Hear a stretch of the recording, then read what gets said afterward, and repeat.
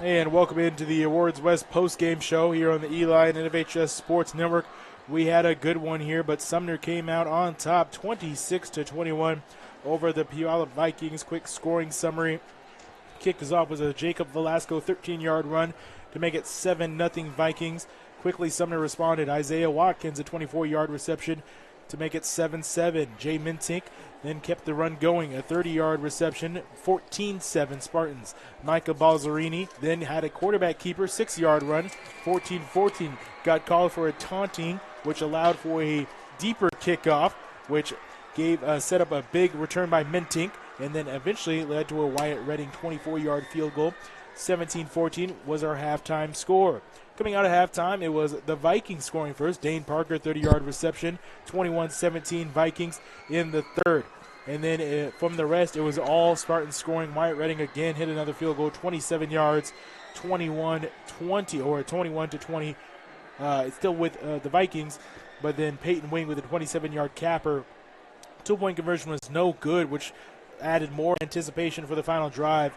26-21, and as we saw here, Vince, the final drive by Puyallup, the way they managed the clock was weird. Everything was weird, but they kept marching down, and they gave themselves a shot. But the final throw to the end zone, it really didn't have a chance. No. It was debatable whether Balzerini crossed the line of scrimmage, therefore it would have been a legal forward pass anyway, but they threw it up, and it was knocked down, and that was our final score. The best chance they had was on the corner route on second down, where they did have the receiver did have a step on the two defenders, and it was just overthrown a hair by Balzerini. Showed good touch, just maybe 2 yards too far. I thought when the ball was in the air it was going to be 6. But a good final drive, good try there by Balzerini leading the team down the field. They got 52 yards on that last drive, but Sumner stiffened and held, and they win 26-21. They go to 3-0. Yes, indeed. They do go to 3-0, which is going to be even better because they got it over their rival as they took down Puyallup. Next up on their schedule, they have a matchup at South Kitsap on the 23rd, a 7 p.m. kickoff for them as they try to continue an undefeated season. On the flip side, for Puyallup, after today's loss, they have a matchup, but not an easy one, at Graham Kapowson, a 4 p.m. kickoff on the 23rd. That's a Thursday.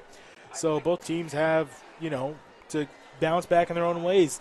For Sumner, they got to keep the ball rolling, and for Puyallup, they have a chip on their shoulder now and got to bring it in to take on Graham Kapowson. Yeah, and it was a hard-fought ball game. I think both coaches saw a lot there that needs to be cleaned up in terms of the penalties, especially in the first half. There was multiple offsides and just little stuff that can be cleaned up as the season goes along. But a very hard-fought contest, and Sumner earned a 26-21 win. 100%. Well, it's time to announce our MVPs of the game. First for Puyallup, and it's there's a lot of players that I think are very deserving, but I'm going to go with Zaire Ford. He had an interception, played extremely well from the linebacker position, and added a lot from the running back position. Sure, he did not score on offense, but he was a big reason why Puyallup was playing so well, and that interception was huge, and just his poise from the linebacker position, I think he's very good. Balzerini could easily get it. He showed out here. Velasco had a couple huge plays. He nearly had the game-winning touchdown in the corner, as you alluded to. But I would say that Zaire Ford definitely is deserving of that. Yeah, I think that's a good pick. 5'10", 198-pound senior. He played both ways, played hard, and impressed me with his running ability, too. Very hard to tackle. On the flip side for Sumner, I think I'm going to go with his counterpart, the also running back linebacker, and Peyton Wing. He had the final touchdown there of 27 yards. He ran the ball hard. He picked up some big third down conversions. He was just an absolute unit out there, and he, too, played so well from the linebacker position that I think those two were so fun to watch and compare because they both kept one-upping each other and ended up being such a good matchup, and they both, I don't think either one had a better game. Wing probably had the better offensive game, while on the flip side, Ford had the better defensive game, but I think they just matched so well, and I think they were a big reason why this game was so much fun and why we got a close one here. I think that's a great pick, too, Peyton Wing. Could have gone a lot of different ways, too, on Sumner.